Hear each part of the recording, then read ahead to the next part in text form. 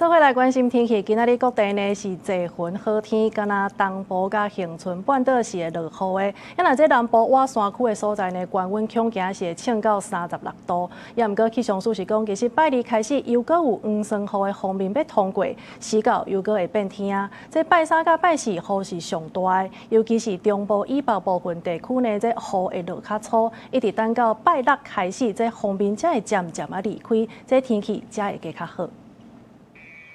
拜北部天氣濟雲烏陰，氣象署講拜各地天氣還算穩定，干那東半部、恆春半島時不時會落雨。氣溫方面，北部日時佇27度到29度，啊那南部晚山區甲河邊溫度上懸反射到36度。不過氣象署提醒，為拜二開始，閣有黃霜雨鋒面到位，時到閣會變天。那這個鋒面系統在禮拜三跟禮拜四的時候，會是影響最明顯的時候。在北部地區的話，是容易會有一些局部大雨發生一個機會，